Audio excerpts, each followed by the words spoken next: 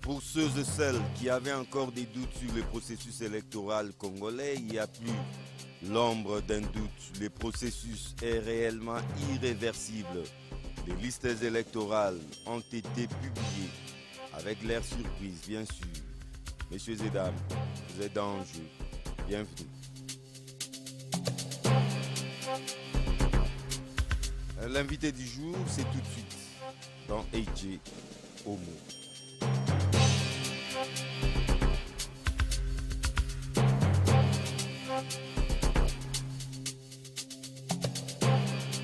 Jean-René Mabouilo. Jean-René Mabouilo est doctorant en philosophie politique, chercheur et assistant scientifique de l'Université catholique du Congo UCC. Jean-René Mabouilo est le vice-président de la Ligue de jeunes du mouvement libéral ML et communicateur au sein de la même formation politique sociétaire de la majorité présidentielle Front commun pour le Congo.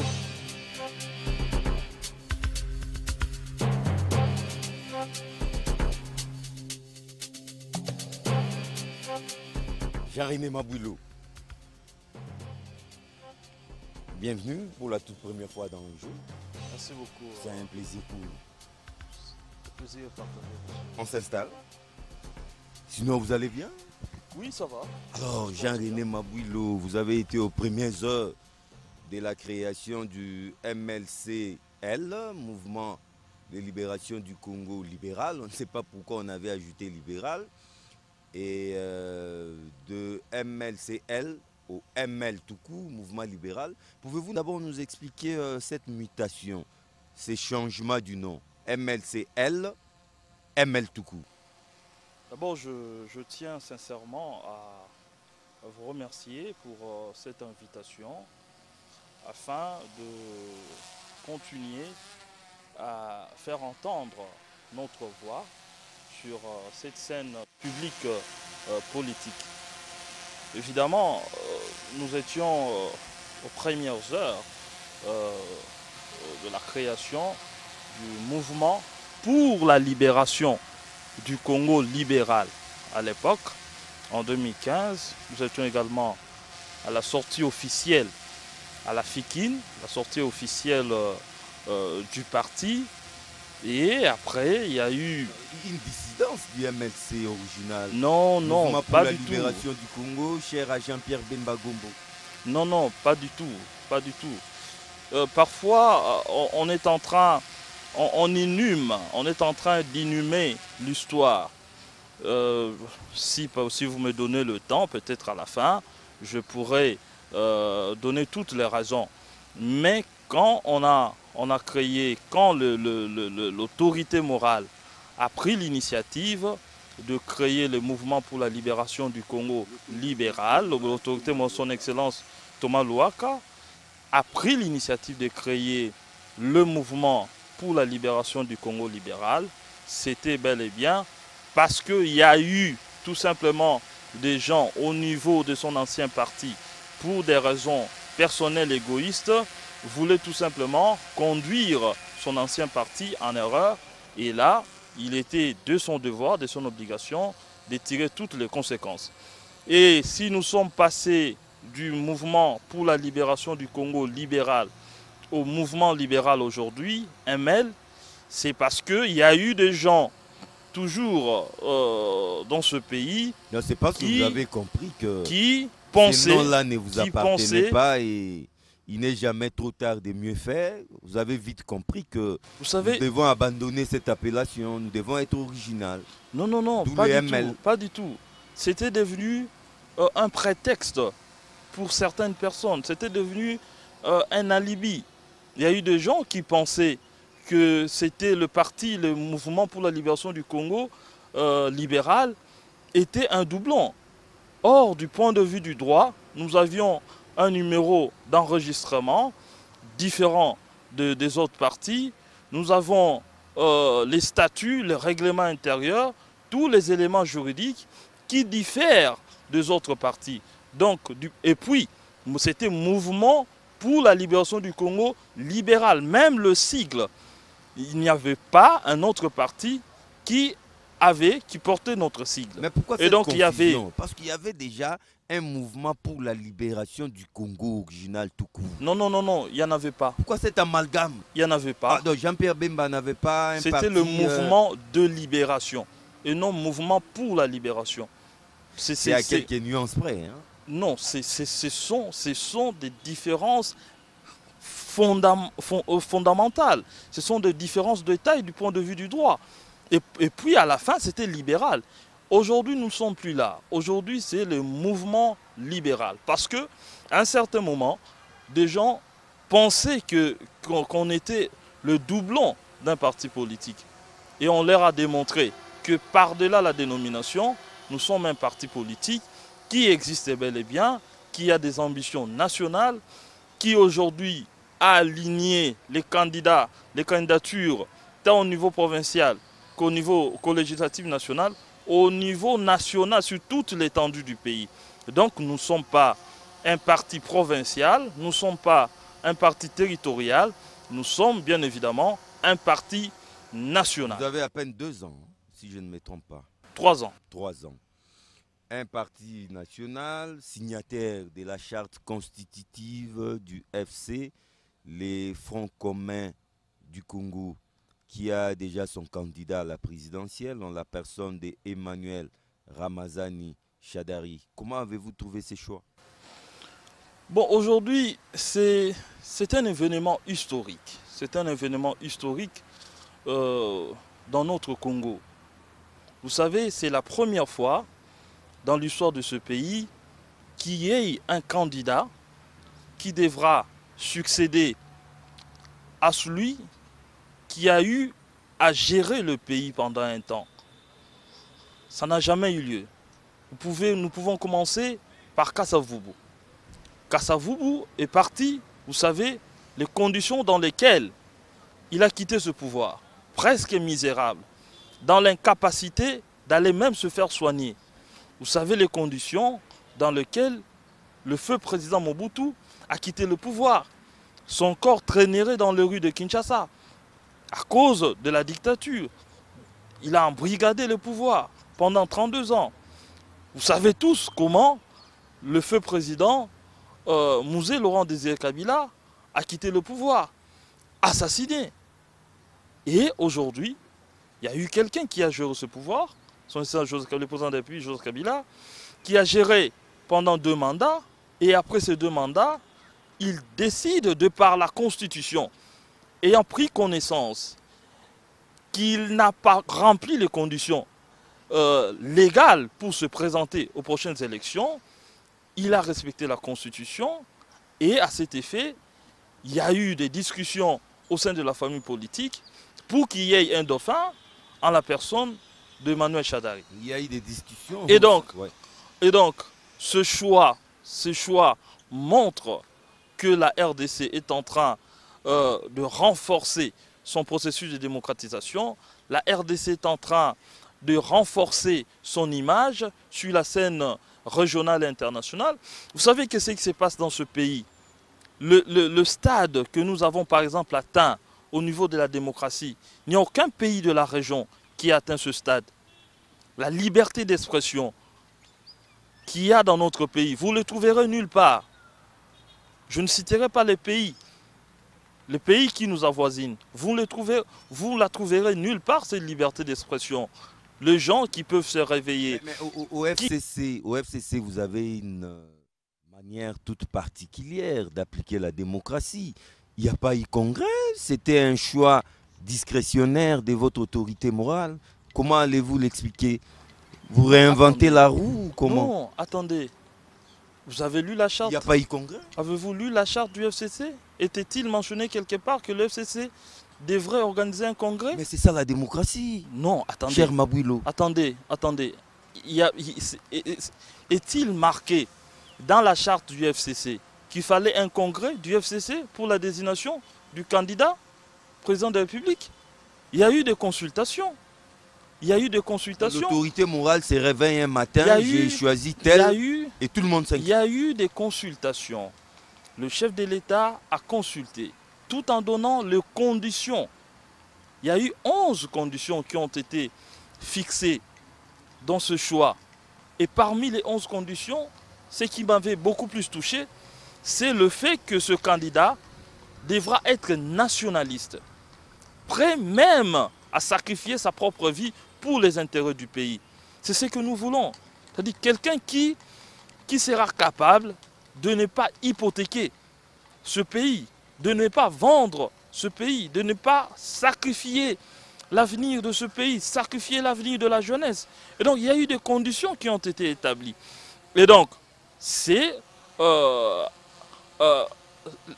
candidature de Manuel Shadari, c'est une candidature qui est issue des consultations. Il y a eu des consultations et le chef qui avait donné les éléments... De façon autoritaire à trancher. Non, ce n'est pas de façon autoritaire. Il a établi les conditions, et au niveau du FCC, il s'est établi évident que notre candidat aujourd'hui pour les élections prochaines, c'est Manuel Shadari. Mais cette façon de procéder pose déjà problème parce que tout récemment, la sortie médiatique du président du Sénat, qui est signataire de cette charte constitutive du FCC, laisse entrevoir que la discipline n'est pas démise au sein du FCC. Écoutez, il dit clairement qu'il n'est pas obligé de voter pour Shadari. Vous savez, nous sommes en démocratie. En démocratie, on ne force personne. La démocratie, c'est la liberté d'expression, la liberté de choix. On peut aujourd'hui choisir d'être dans telle famille et demain, peut-être pour des raisons personnelles ou pour des raisons de positionnement, on peut changer de camp.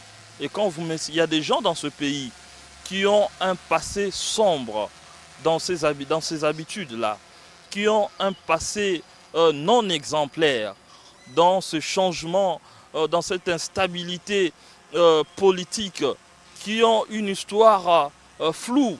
Et donc, il n'est pas pour nous un fait d'étonnement de constater qu'il y ait de telles déclarations, qu'il y ait de tels dérapages. Nous connaissons la nature de tout un chacun. Nous connaissons. Non mais cette sortie médiatique n'est-elle pas révélatrice du malaise qui règne au sein de votre plateforme politique? En fait, il n'a fait que dire tout haut, tout ce que tout le monde pense tout bas, n'est-ce pas, cher Mabouilo Jean-René? Vous savez combien de gens ont signé cette charte? Mais lui, il a eu au moins le courage de s'exprimer. C'est ça que je dis. Contrairement à d'autres qui n'ont pas ce courage. C'est ça la démocratie. Et vous risquez d'être surpris c'est ça la démocratie. Lors du dépouillement des urnes. Je l'ai dit, je viens de le dire. La démocratie est faite ainsi. Même dans de grandes démocraties occidentales, entre guillemets, il y a des gens, il y a des liens qui se font et qui se défont.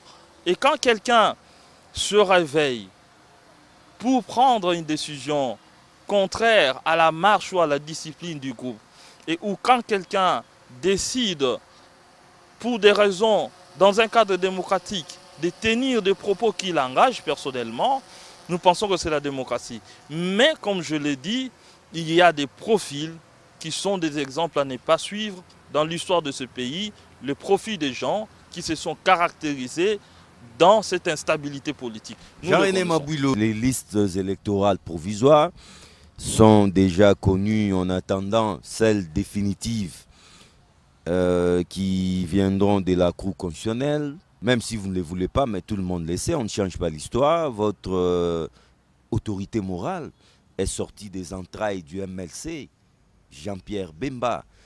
Première surprise, la candidature de son ancien président a été invalidée. Vos impressions? D'abord, les relations, je voudrais préciser que les relations qui ont eu entre Thomas Louaka et Jean-Pierre Bemba, c'était des relations purement politiques. Le MLC n'était pas la première famille politique ou le premier engagement. Donc ils se sont rencontrés un jour sur le chemin politique pendant qu'ils avaient encore la même vision. Aujourd'hui, il est toujours conseillé que quand les visions diffèrent, que chacun prenne son chemin. Et c'est ce qui s'est fait. À part ces relations politiques, il n'y a pas eu d'autres relations. Vous parlez de la non-recevabilité de sa candidature par la CENI. Moi, je pense qu'aujourd'hui, nous avions fait confiance à la CENI. Nous avons fait confiance déjà à partir du calendrier électoral, la convocation de l'électorat. Nous avons fait confiance à la CENI. Nous avions aligné les candidatures au niveau de la CENI. Mais aujourd'hui, le respect, l'établissement de l'état de droit, c'est également le respect des règles, le respect des normes. Si vous ne remplissez pas les conditions légales pour participer aux élections, il est normal que vous soyez écarté. Au niveau de la CENI, dans les cas d'espèce, il y a d'abord la Constitution et puis il y a la loi électorale. Le sénateur Jean-Pierre Bemba, son dossier, sa candidature vient d'être écartée en raison tout simplement de la subornation des témoins. Il a été condamné définitivement pour subornation de témoins. Mais c'est tout de même grave, hein? Je crois que vous avez fait les droits, n'est-ce pas? D'ailleurs, quand au niveau de la chambre d'appel, il a été condamné à 1 an pour subornation de témoins et il devait verser une somme de 300 000 €. Mais au niveau de la chambre d'appel, on a estimé que cette condamnation était minime. On a même renvoyé son dossier pour qu'on puisse renforcer cette condamnation. Maintenant, ce débat qui se fait entre la subornation... Mais sont sérieux. Subornation des témoins n'est pas égale corruption. L'article 10 de la loi électorale est clair. Nulle part dans cet article énuméré de façon exhaustive, on voit la mention subornation des témoins. Pourquoi cet amalgame? Pourquoi cette analogie alors que c'est strictement interdit en droit pénal? Monsieur le journaliste, c'est quoi la subornation de témoin? La subornation de témoin, de manière simpliste, c'est le fait de pousser un témoin à modifier sa version de fait. Le fait de pousser un témoin à modifier sa version de fait. Mais ça se passe comment? Ça peut être pas par menace, par chantage. Par menace. Vous pouvez menacer le témoin. Vous lui dites, monsieur, vous savez que vous avez eu un problème avec moi il y a eu des années passées. Si vous osez dire cette vérité, j'aurai des problèmes. Monsieur, je sais où se trouve votre famille. Voilà. Si vous osez. Ça peut se faire également par des promesses. Également, ça peut se faire par la corruption. C'est-à-dire? Par la corruption. Par la corruption. Donc pour être clair, des donner de l'argent, des dons. Messieurs, vous savez qu'il y a eu des gens qui ont fait la prison à la CPI pour ce fait? Mais non, la question fondamentale est celle de savoir, dans le cas Jean-Pierre Bemba, quel était le moyen utilisé pour atteindre la subornation de témoins? Dans le cas Jean-Pierre Bemba, c'était la corruption. Donc il a donné de l'argent. C'était la corruption. Allez vous renseigner. Dans le cas Jean-Pierre Bemba, ce n'était pas de menaces. Dans le cas Jean-Pierre Bemba, ce n'était pas de dons, de promesses. Dans le cas Jean-Pierre Bemba, c'était de la corruption.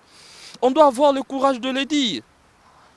Messieurs, du point de vue moral, vous trouvez normal qu'on est dans ce pays? Non mais Jean-René, quelqu'un qu'on ait... Non, un instant. Pourquoi c'est raccordement frauduleux? C'est un raccordement frauduleux. La loi électorale exclut quelqu'un qui a été condamné de façon irrévocable pour corruption. Pour corruption. Et non pour subornation, même si vous trouvez des raccourcis pour démontrer que dans ces cas, la subornation égale corruption. Il n'y a pas de raccordement. Il n'y a pas de raccordement. Nous sommes en matière pénale. La subornation, la corruption qui a été le moyen La matière d'atteindre pénale est d'interprétation stricte, interprétation. La corruption qui a été dans le cas de Jean-Pierre Bemba, un moyen pour atteindre la subornation. Et quand on retient ou on écarte son dossier pour subornation, donc la subornation est un tout dans lequel nous trouvons la corruption. C'est ce tout-là. Et Jean-Pierre Bemba, la corruption, nous devons avoir le courage de le dire, la corruption a été ce moyen utilisé pour tout simplement pousser les témoins à changer leur version des faits. Maintenant, monsieur le journaliste, du point de vue moral, en tant que Congolais, serais-je heureux, digne de circuler le monde avec un président de la République qui a été condamné pour subornation des témoins? Ou donc, attendez, c'est-à-dire, mon président de la République, c'est quelqu'un qui a poussé les gens à modifier leur version des faits dans son procès. Donc, du point de vue moral, dans certains pays, le sénateur Jean-Pierre Bemba ne déposerait même pas sa candidature. Pour des raisons simplement d'honneur. Je sais que dans notre pays, on est parfois passionnel. Mais c'est honteux. Pour moi, ça serait honteux de circuler ça et là et de brandir. Savez-vous que votre candidat, président de la République FCC, est sous le coup des sanctions héros-américaines pour violation grave des droits de l'homme? Et vous estimez qu'avoir aussi un tel président, un tel monsieur à la tête de l'État, qui déjà poserait problème de relations diplomatiques avec ces pays, là ça ne vous gêne pas? C'est le cas Bemba qui vous dérange. Vous parlez des sanctions ou des condamnations des instances judiciaires? Des sanctions internationales, nous savons comment est-ce que ça se fait. Nous savons comment est-ce que ça se finance ailleurs. Nous le savons très bien. Non mais là ça ne vous gêne pas. Là ça ne vous gêne pas. Vous minimisez. Vous savez que donc un président, le président de mon pays qui se trouve être sous le coup des sanctions héros-américaines, non, là ça ne pose pas de problème. Vous savez que Nelson Mandela, qui est d'ailleurs mon modèle, vous savez que Nelson Mandela, jusqu'à sa mort, était frappé des sanctions. Il y a des pays que je ne citerai pas, qui les traitaient des terroristes. Il y a des pays, je ne les citerai pas. Nous savons comment est-ce que ça se fait, ces sanctions. Ça ne nous étonne pas. Moi, je dis du point de vue moral. Imaginez. Là maintenant, vous empruntez les chemins des moralités. Oui, je laisse, parce que je laisse. Je n'ai plus les droits, non, mais non, c'est maintenant la moralité. Non, je vous ai dit, je vous ai fait une analyse du point de vue juridique. Mais je dis du point de vue moral. Mais du point de vue juridique, ça ne colle pas. Du point de vue moral. C'est pourquoi rapidement vous quittez les sentiers de droit. Acceptons l'hypothèse, cette fausse hypothèse, que Jean-Pierre Bemba n'a pas corrompu, c'est la subornation de témoins. Voilà. Mais la subornation des témoins est immorale, monsieur le journaliste. La subornation de témoins peut bien être immorale. Peut bien être immorale. Là n'est pas le problème. Mais elle n'est pas reprise dans l'article 10 de la loi électorale qui peut invalider la candidature d'un citoyen. C'est ça le problème. Je vous ai dit... C'est que la loi n'a pas dit, il ne faut pas le dire. Je vous ai dit ici que le moyen utilisé dans le cas Bemba pour arriver à la subornation de témoins, c'était la corruption. C'est mon analyse. Et la CENI a également respecté les textes légaux. Il revient, la voie sage, il revient à tous ceux qui ont été frappés d'irrecevabilité de leur dossier, de saisir la Cour constitutionnelle. C'est la Cour constitutionnelle qui donnera son dernier verdict, qui donnera son dernier mot. Ici, moi, je fais une analyse peut-être personnelle. J'ai dit que dans les cas Bemba, les moyens qu'il a utilisés pour qu'on puisse le condamner définitivement pour subornation de témoins, ce moyen-là, c'était la corruption. Le moyen, c'était la corruption. Et je dis, je tire des conséquences... C'est un raccordement frauduleux. Je tire des conséquences morales. J'ai dit que c'est immoral de circuler dans un pays ou de circuler à travers le monde avec un candidat président de la République qui a été condamné pour des faits immoraux. On acceptera encore qu'il y ait quelqu'un qui aurait fait la prison pour la liberté, pour la démocratie. Mais pour des faits immoraux, c'est honteux en tant que fils du pays. Maintenant, vous savez que Bemba était également en liberté provisoire. Ou il est en liberté provisoire. Vous trouvez normal qu'on ait, dans les prochaines années, un président en liberté provisoire, un jour il quitterait le pays, il quitte le pays pour ne plus revenir. Non, dans ces pays, on a déjà eu un premier ministre en liberté provisoire. Ça, vous le savez aussi? Je n'ai pas d'éléments. Ah, vous n'avez pas d'éléments? Je n'ai pas d'éléments. Il y a eu un premier ministre en liberté provisoire. Je n'ai pas d'éléments. Un premier ministre belge. Je n'ai pas d'éléments. Et maintenant, on l'invalide pour... Là, vous parlez de qui? Je parle de Sami Badi Banga, je parle de Bruno Tshibala. Attendez, vous voulez... Parce que vous voulez qu'on cite des noms. Vous voulez qu'on puisse rester sur des individus? Ça va, je donne mon point de vue. Je donne mon point de vue. Il a été, Sami Badi Banga vient d'être... son dossier est irrécevable pour des raisons de double nationalité. Mais on a eu un premier ministre avec une double nationalité dans ces pays. Hein. Il n'a que pour le moment. Oui. Il n'a qu'à présenter ses moyens de défense au niveau de la justice. Il a été Premier ministre à quel titre? S'il prétend avoir de manière exclusive la nationalité congolaise, il doit saisir la justice avec ses moyens de défense. Avec ses moyens de défense. Mais les informations vérifiées, les informations de la CENI attestent qu'il n'est pas congolais. Et donc si la CENI... Mais comment est-ce qu'il était Premier ministre? Si la CENI... On a eu, dans ces pays, on a eu un Premier ministre... Non, Mabouilo. Dans ces pays, on a eu un Premier ministre non congolais. C'est ça. Écoutez, quand il était Premier ministre, dans ce pays, il y a eu, je me rappelle, qu'il avait à l'époque,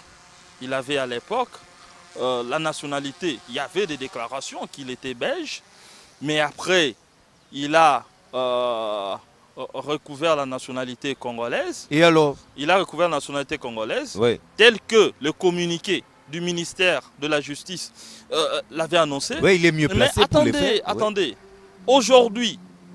Aujourd'hui, si on estime, ou bien s'il y a des éléments qui démontrent que même après, monsieur a recouvert la nationalité belge, même après, et que la CENI a ces éléments-là, ces preuves, mais le monsieur n'a qu'à présenter ses moyens de défense au niveau de la Cour constitutionnelle pour dire, voilà, j'étais certes belge, et puis j'avais renoncé à la nationalité belge pour recouvrir la nationalité congolaise. Provisoirement. Et depuis lors, je ne suis que congolais. Mais c'est ça. C'est ce qu'il doit faire. Vous savez que les ridicules ne tuent plus. Hein. S'il est de manière exclusive congolais, il n'a qu'à démontrer, à présenter ses moyens de défense au niveau de la Cour constitutionnelle. Et c'est ça la voie légale. C'est ça la voie de sagesse. C'est-à-dire tous ceux-là qui ont été, dont les dossiers ont été irrécevables, ils n'ont qu'à saisir la Cour constitutionnelle, et c'est ça un comportement républicain. C'est le cas également pour... le Premier ministre Mouzitou. Le Premier ministre Mouzitou, c'est le cas également pour l'ancien Premier ministre Gizenga. On a dit que celui qui a signé les formulaires C5, C6, C7 ou C8 n'avait pas mandat. Écoutez, nous qui sommes dans ce processus électoral, vous voyez ces formulaires-là, pour les signer, il faut être mandaté en amont, soit par le parti ou regroupement politique, soit par les candidats qui est indépendant. Votre candidat, nous avons tous vu les images. Hein. Nulle part on l'a vu signer un document quelconque à la CENI. Il s'est fait toujours accompagner et c'est quelqu'un d'autre qui remplissait les formalités à sa place. Moi, je peux vous faire repasser les images, hein. Peut-être vous ne l'avez pas vu. Moi j'ai rempli le formulaire de 11 candidats. Moi. Mais là ça ne pose pas problème. Non, attendez. Ouais. Vous avez dit que le candidat du FCC, quelqu'un remplissait Moi j'ai rempli les formulaires des 11 Mais candidats. quelqu'un d'autre peut aussi remplir pour Gizenga. Attendez, quand vous êtes mandataire, le mandataire, c'est-à-dire il est chargé, il engage le candidat. C'est ce qui est prévu dans la loi électorale. Quand vous êtes mandataire, le mandataire peut aider le candidat au remplissage de son formulaire. Le mandataire, c'est celui qui est averti pour pour éviter les erreurs, par exemple, dans le remplissage. Le mandataire peut aider. Et si celui qui a rempli le formulaire du candidat du FCC est son mandataire, je ne vois pas le problème. Mais quel est le cas avec Gizenga? On dit ceci, celui qui a signé n'avait pas mandat. Pour que vous soyez mandataire, c'est-à-dire pour que vous ayez ce pouvoir-là de remplir ou de signer en tant que mandataire d'un candidat, vous devrez avoir la lettre de désignation en tant que mandataire. Un document spécial. Oui, et ces documents de désignation peut être établi soit par celui qui engage le parti ou regroupement politique, soit par l'indépendant.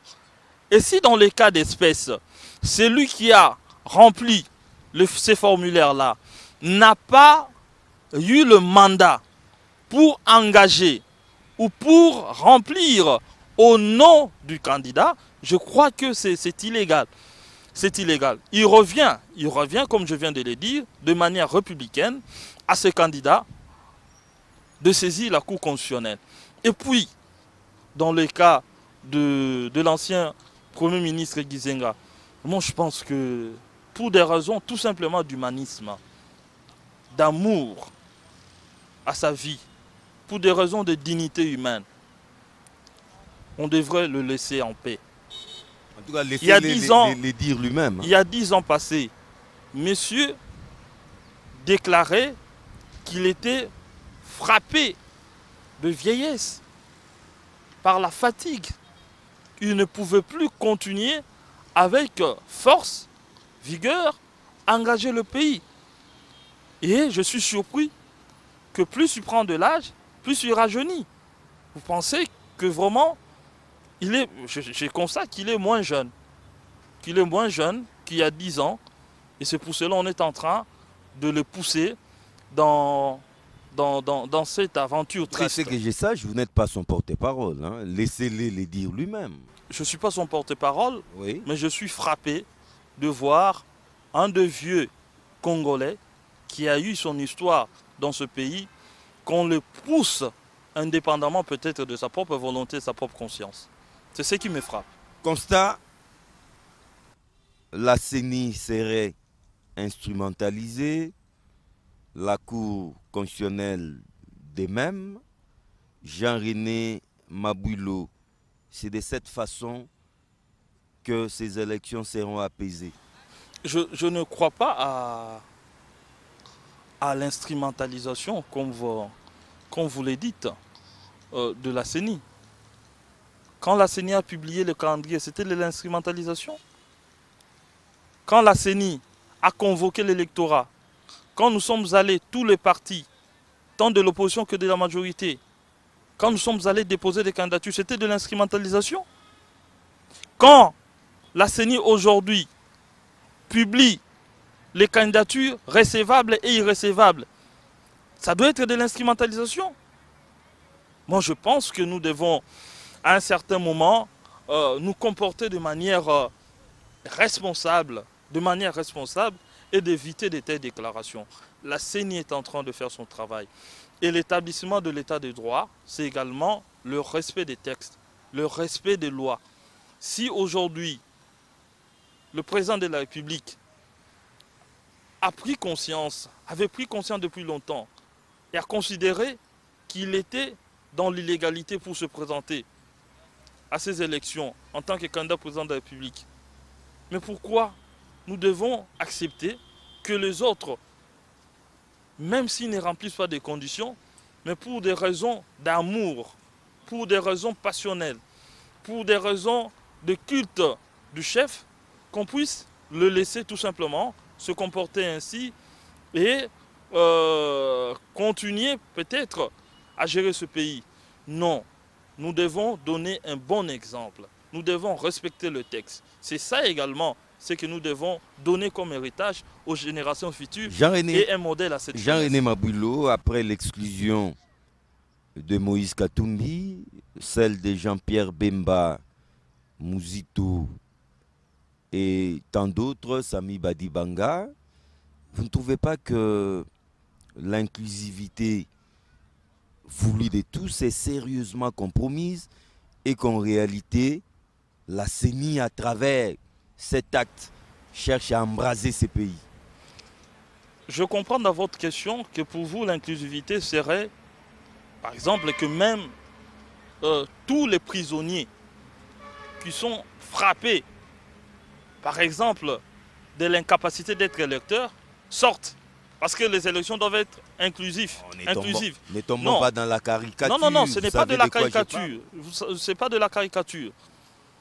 L'inclusivité pour ces élections, par exemple, nous allons à Makala, on dit à tous les prisonniers, sortez, parce que tout le monde doit participer aux élections.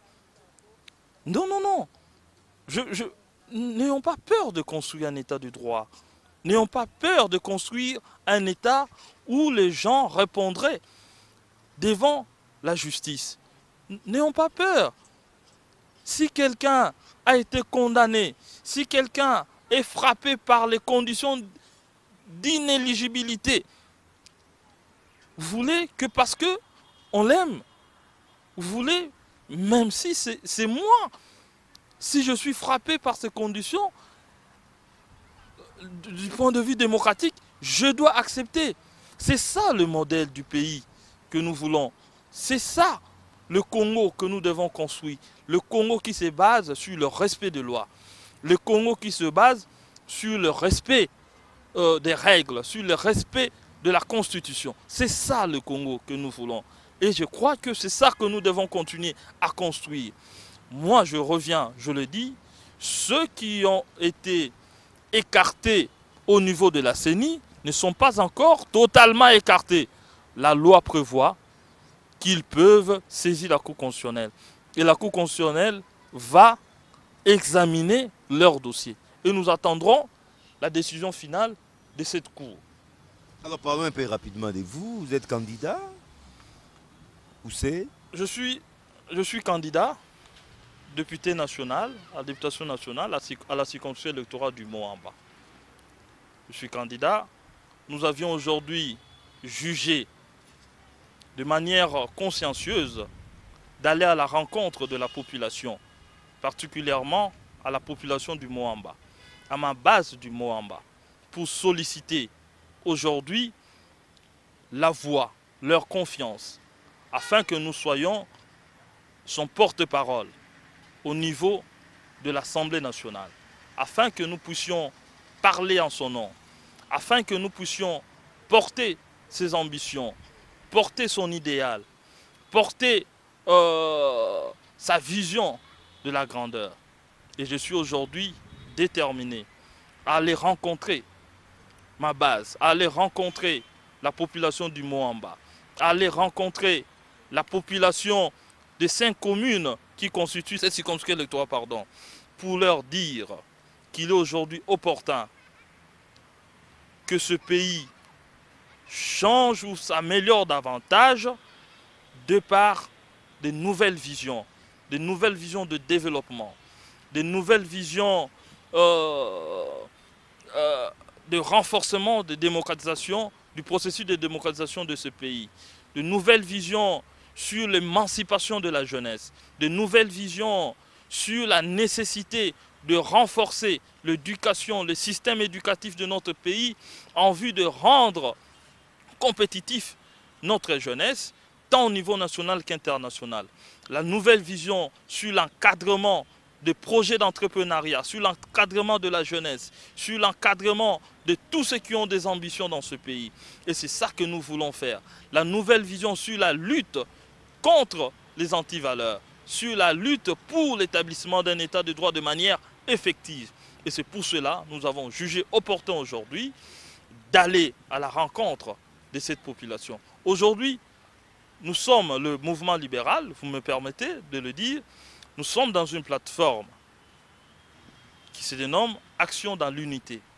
C'est notre regroupement politique, ADU, dont le président est son Excellence Thomas Louaka. C'est lui qui est en même temps l'autorité morale du mouvement libéral, mon cher parti, et c'est lui également qui représente, qui est l'autorité morale, le numéro 1 de ce regroupement politique ADU, Action dans l'unité.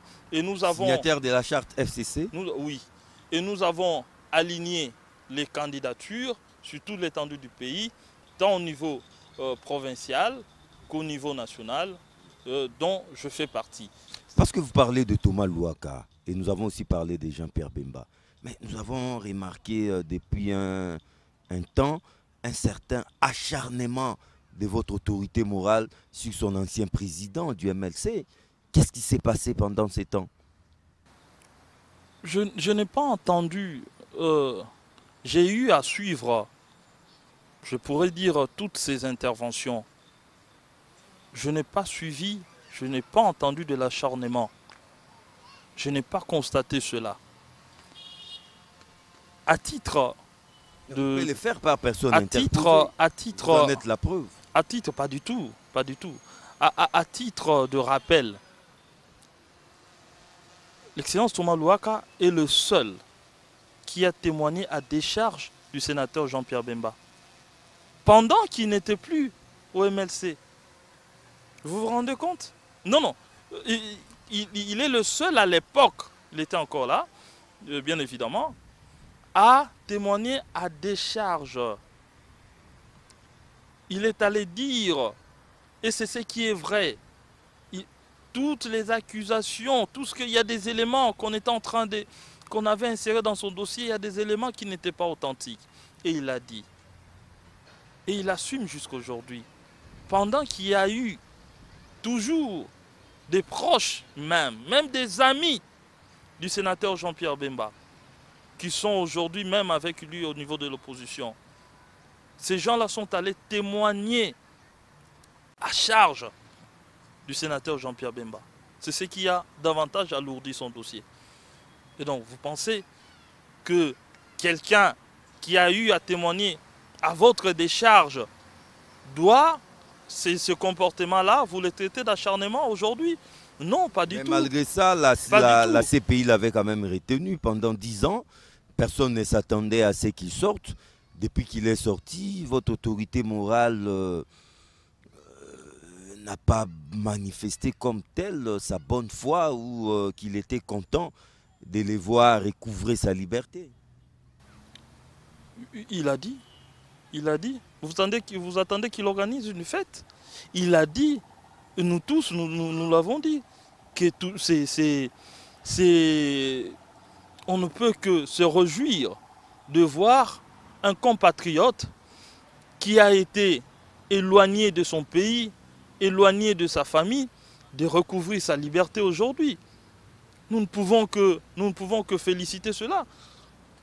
Mais aujourd'hui, nous ne sommes pas, du point de vue politique, chacun a ses convictions. Le sénateur Jean-Pierre Bemba a ses convictions personnelles. Et nous également, nous avons les nôtres. Et donc, le fait qu'il soit sorti ne nous met pas en position de convergence des convictions ou en position de mariage de convictions. Loin s'en faut. Il est sorti, oui, mais chacun mène son combat. Mabouilo, Jean-René, vos empreintes dans ces précieux documents vont nous servir de traces indélébiles de votre passage dans le jeu.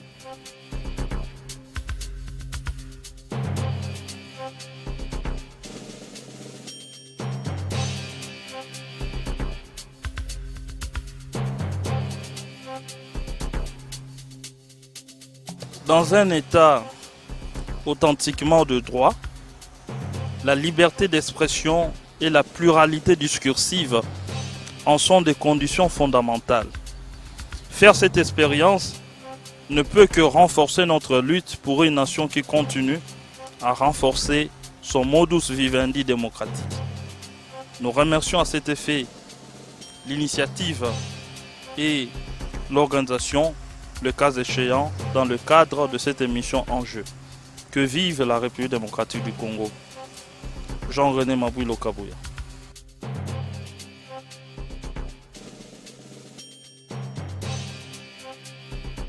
Jean-René Mabouilo, merci d'avoir été là. C'est moi qui vous remercie. Un échange que j'estime édifiant pour notre peuple. Merci beaucoup. Et que vive la jeunesse congolaise. Que vive la jeunesse, que vive la République démocratique du Congo. Au revoir. Au revoir.